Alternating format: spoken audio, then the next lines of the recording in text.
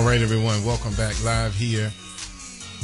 Another awesome Sea Island Morning Show. Listen, today we're talking about beauty standards. If you're just tuning in, I received a lot of email last week. Just let you know, our email is the Sea Island CALAN morning show at gmail.com. This is where you can email me if you have topics that you would like for me to discuss.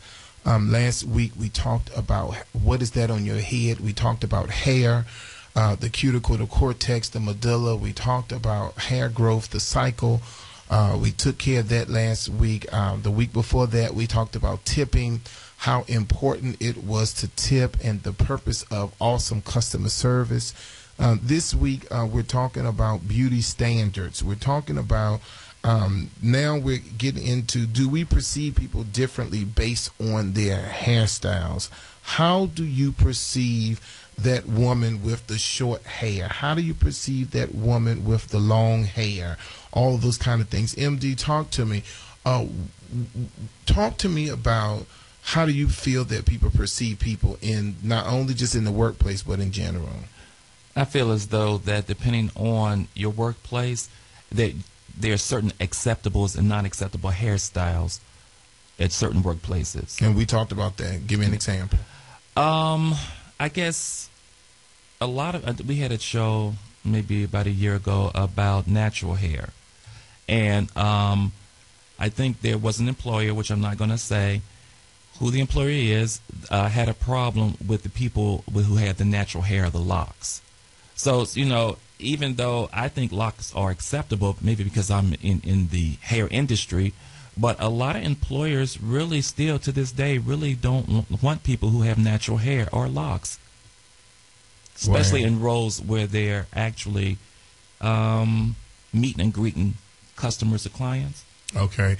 Well, because now that's based on stereotypes, and what we're talking about today is we're talking about how do people perceive people with their hairstyles. And one of the things that we get from our natural hair community is that a lot of people look at the lock maintenance, or people would say dreadlocks. They look at that as being militant, as being the hair is being dirty, is being unkept, not clean. Things of that nature, and a lot of it just has to do with them not really knowing anything about, just hair. And so what happens is that they come up with those things, basic stereotypes. But well, what about if you're sitting at the front desk at the Trump and your hair shaved off on the sides, or mohawk? Yeah, well, now because usually people with mohawks or multicolored hair, they are usually considered artistic, young, and adventurous. Oftentimes, you have the problem that I have is you're 45, 50 years old, and you decide that you want to shave half of your head. I kind of have a problem with that, because now if you're not a stylist, if you're not in the artistic environment, I just believe that some of those things need to be left alone with the young folk. Well, what about if you're a 40-year-old man and you still have cornrows? I got a problem with that. All right, brothers, I'm telling you now, this is Sea Island, the Sea Island Morning Show. You in your 40 years old and you still got cornrows going straight back, that's a problem. Well, I also have a problem, and and it's just, this is just me, but I also have a problem with the 40-some-year-old guy with a bush. Yeah, because if you feel as though that you were old enough to wear a bush when it was popular, then you shouldn't be wearing it now. All right. We're talking about how do we perceive people different based on their hairstyles. Now, you have to understand that hair is often an excellent predictor of someone's self-image and lifestyle. Now, usually short hair that is carefully cut and styled may reveal an artistic personality. Most women, and this is the truth, most women with short hair most women that maintain their hairstyles with short hair, they have a high maintenance in reference to it's an indication that they are financially well-being, mainly because they're willing to spend the money to look good, because almost on a weekly basis they must go into the salon to keep that short hairdo. So what you're saying is, if you're spending over $200 for a weave, but if you have the short hair, you are having more maintenance than you would if you had long hair. Well, you know, a lot of women have weaves, and we'll talk about that in a second. But basically, what I'm saying is that we're talking about how people are perceived. And normally, if you have short hair, you're perceived that you may have a little bit of change because you're constantly having your hair done all the time, basically. Now, long hair, you know, a lot of women believe that long hair makes them more sexy because they feel like a lot of men, like myself, I love women with long hair. That's theirs. That's theirs. I mean, what difference does that make? Well, because it's one thing for me to want to touch a woman and take my hand and go through her entire scalp, opposed to take my hand and get caught halfway through because my hand is now tangled up in the weave or the web. You can't touch a black woman's hair. well, you know, okay. That is true. That's right. And it's so funny because oftentimes it's really crazy. But me as a hairstylist for 20 years and in the beauty industry, every time I see women, the first thing they do is say, "Don't look at my hair." And I'm assuming that because the first thing I do when I see women is I look at their hair. Now, one of the things that I thought was interesting is that women who grow their hair gray, and we talked about that, your hair doesn't turn gray, it grows gray. We talked about that last week. But women who grow their hair gray are more comfortable with their age. Right, right. Look at Miss Alexander.